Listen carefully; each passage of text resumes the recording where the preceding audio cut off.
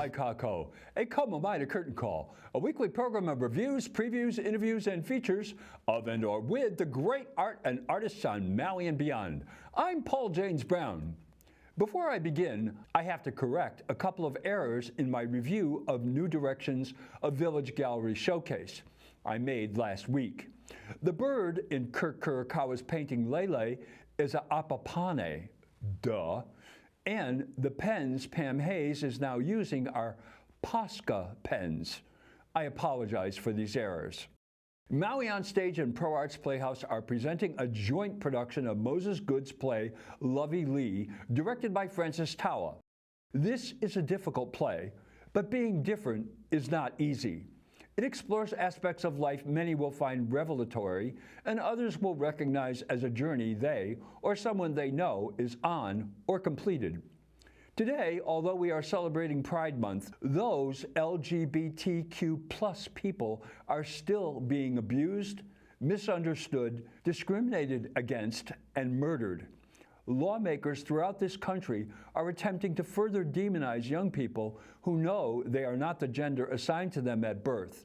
Mr. Goods's play will cause one to confront one's prejudices and see through a new prism.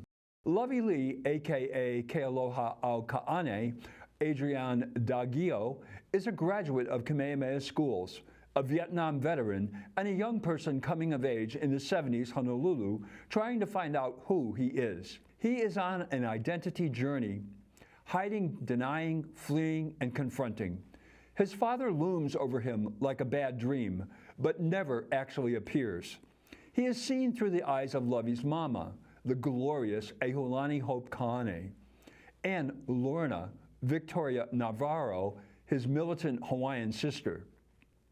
It is clear he is not comfortable in his parents' home, feels unwelcome, and finds a new mother, Kathy Collins, as a woman who takes in unwanted and cooks, cleans, and provides a loving home for them.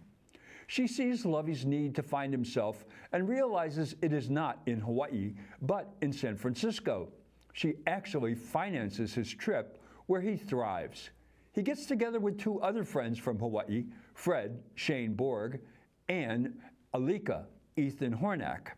They realize Hawaii is where they belong and return, splitting up, going on with their respective lives, hiding their true identities. Lovey has a mentor, Sheila, the powerful Riley Franco. Lovey is embraced by all who come into contact with him, for better or worse. One of his besties is Calvin/Mindy, played with clarity and purpose by Layla Rode. She is there for him whenever he needs her.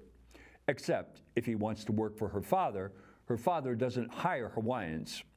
His life seems to be desperate. Although he is a vet and presumably has vet benefits, he is constantly broke and ultimately ends up on the street offering himself in prostitution, which doesn't end well for him.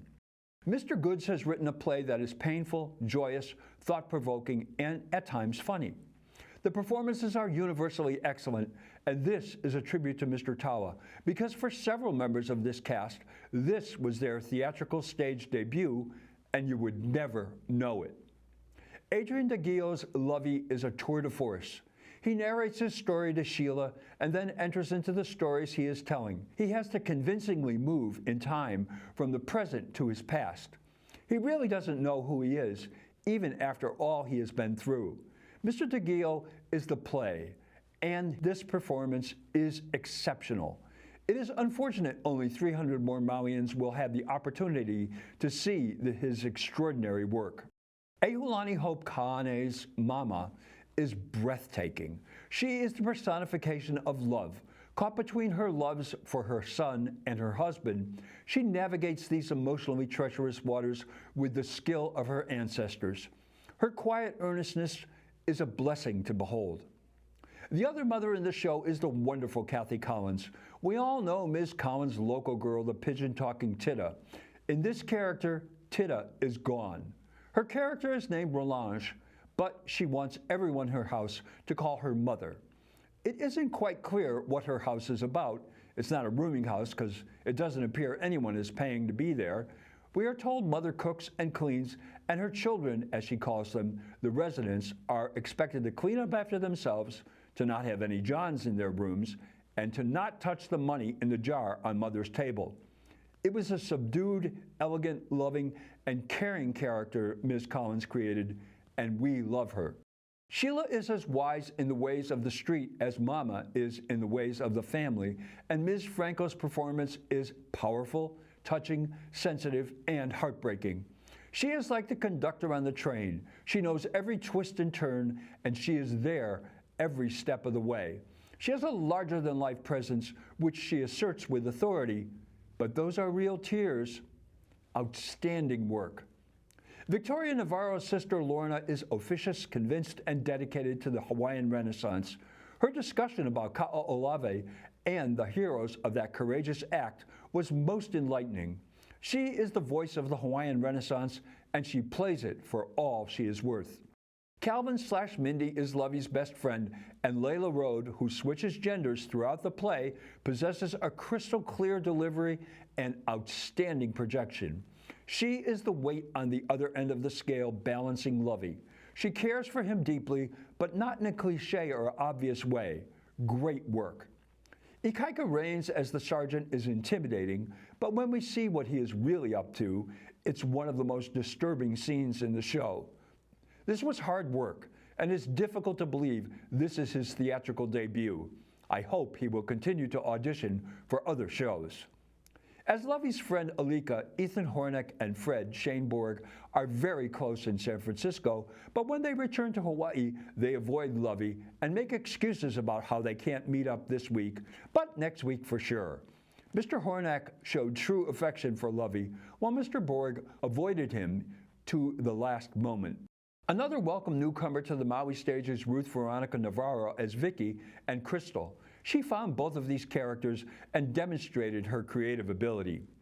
Jermaine Jason Giroux and Clifton Runia Elora Criswell round out the cast, and they provided the quartet for the very nice hula segments. This show had some serious technical challenges. Todd Van Amberg's light design provided the disco atmosphere, but also some poignant dramatic effects, and the colors were spectacular.